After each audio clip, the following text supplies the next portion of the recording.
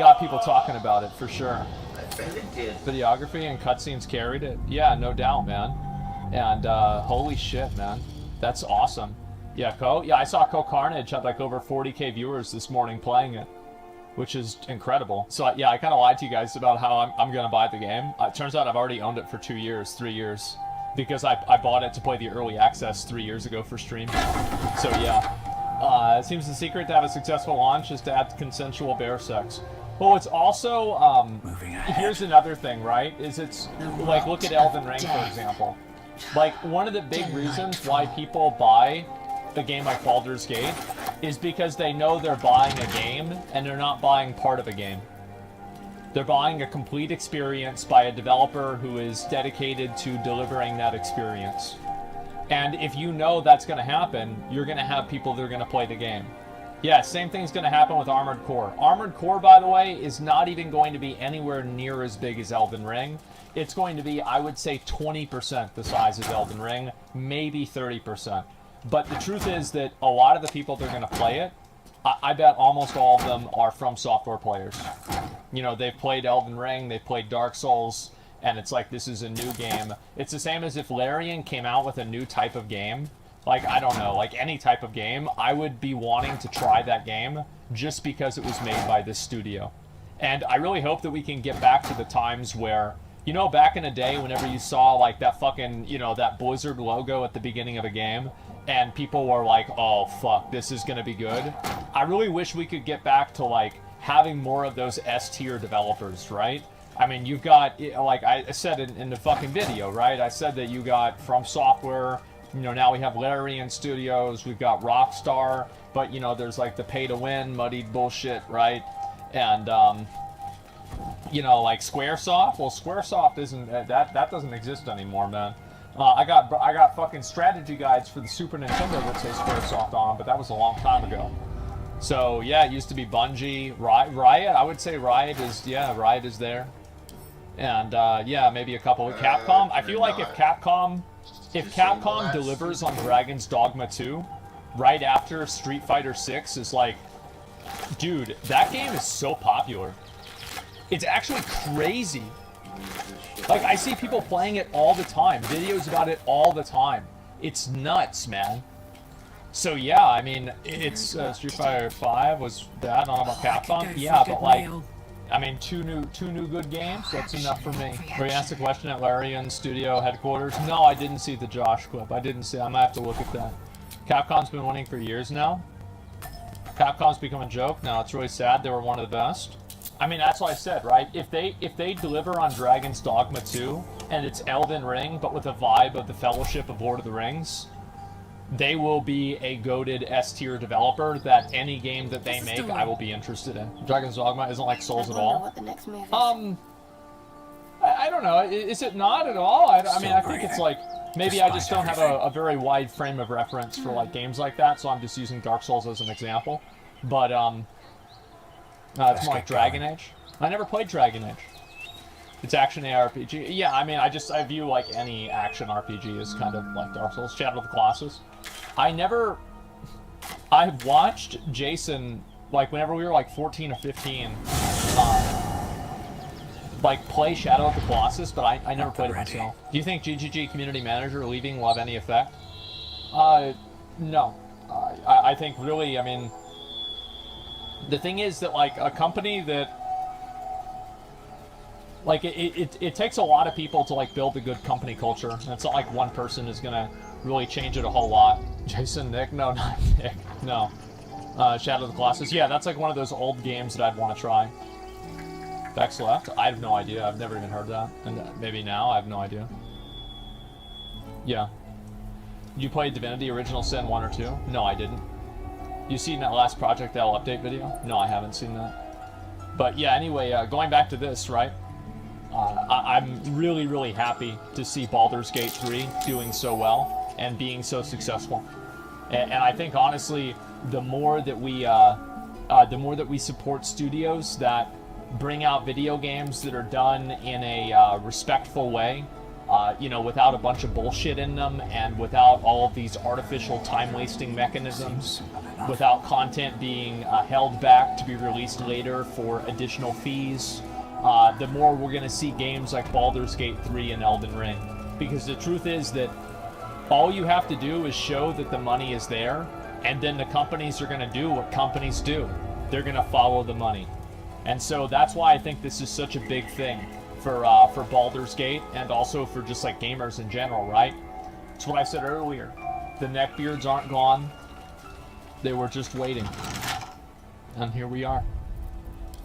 Game of the year? Is this going to be Game of the Year? Can't keep me out. I don't think Baldur's Gate is going to get Game of the Year. I just don't think so, and here's why I don't think so. I think Game of the Year is a AAA developer circle jerk. So if you're not a AAA developer, or at least on that level that's like acknowledged by everybody, then it's just not going to happen. Like, you're not even in the running. Like, you might get nominated, but that's it. On my way. I think it's going to be a three-way, probably between like Final Fantasy 16, Tears of the Kingdom, and Starfield. So we'll see what's going to happen. I don't think that I really don't think that we're going to see Diablo 4 up there, especially with how bad Spider-Man. I don't think that a sequel superhero movie or superhero game is going to win Game of the Year. I just don't think so. But Hogwarts Legacy, Hogwarts Legacy is not even in the top 10. Hogwarts Legacy is a great game for you know, you could say like Harry Potter fans, but that's about all it's good for. I mean, it was a nice game and, you know, everything, but let's be honest, it just really wasn't. It's not the great. It's not in the top 10 best games made this year, right? But it's still a great game. Like, Hogwarts Legacy was a great game. I loved playing it. It was super fun. Liza P?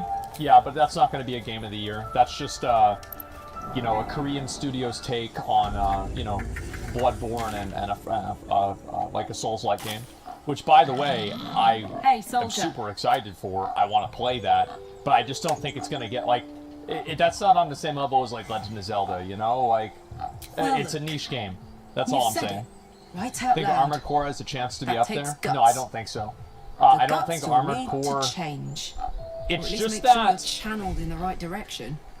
Got enough enemies who could do I don't think Armored Core is going to be on there. I think in general, games that... I don't know, I'd have to really think about this.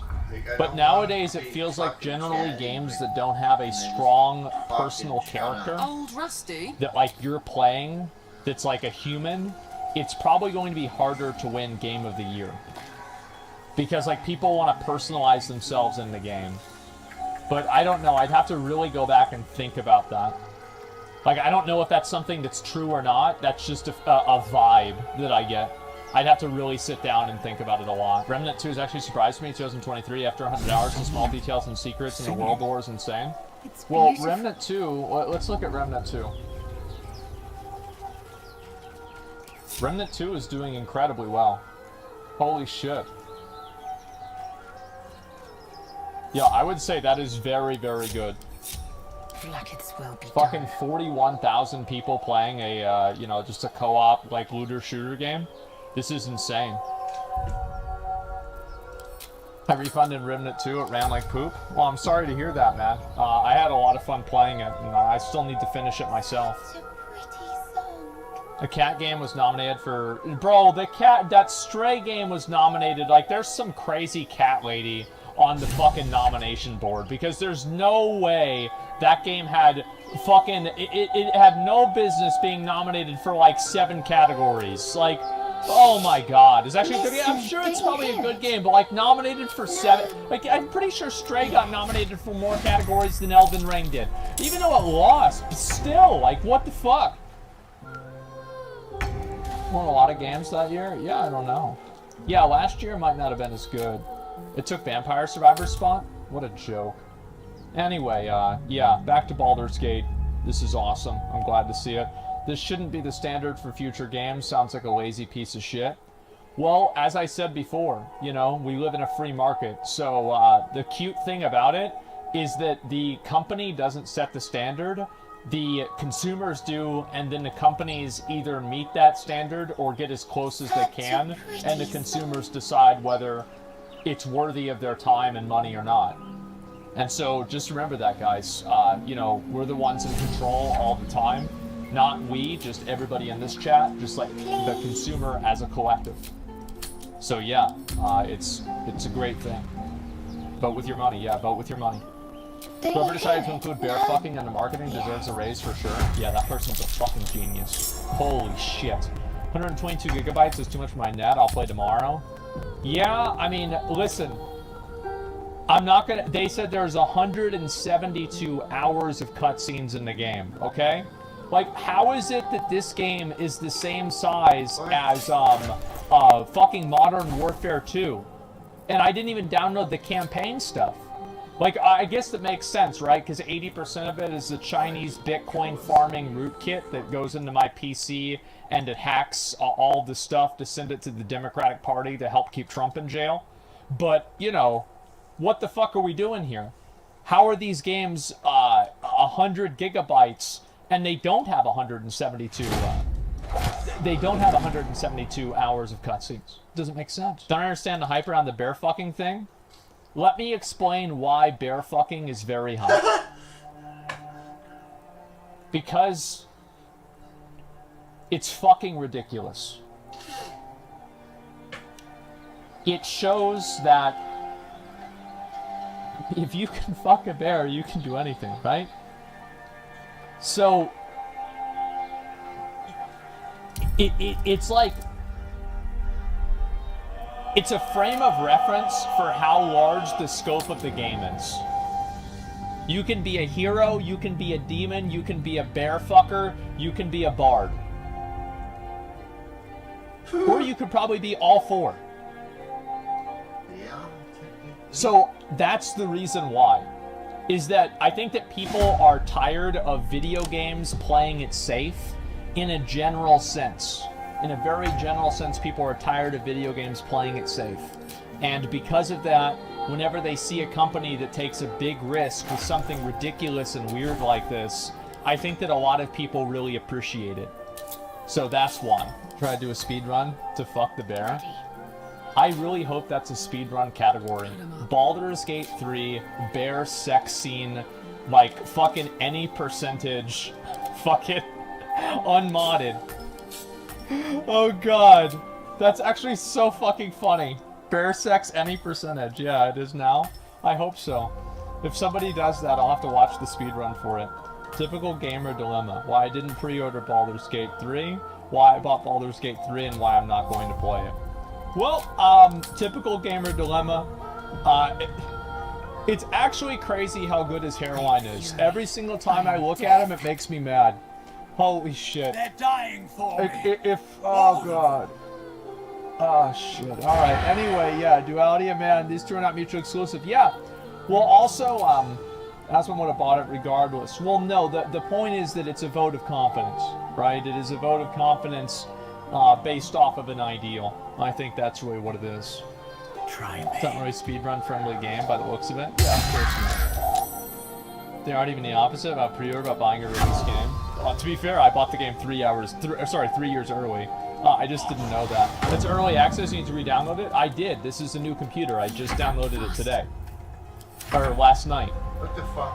I'm ready. You played on stream? Yeah, I was in early. I didn't even know that. I assumed that, like, I just opted in and it was like a demo or something like that. I didn't know that I had to buy the game or that I had bought the game to get into it. I didn't even remember. So yeah. Easy clap supporting Larry? Yeah, I did it all the way then. Buy 10 copies and gift it in chat. Maybe I should. You know, buy it again. Yeah, I'll have to, right? I don't know.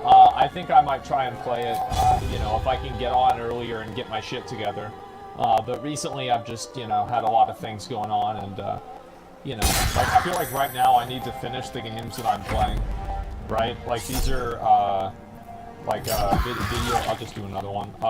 Notepad, video game priority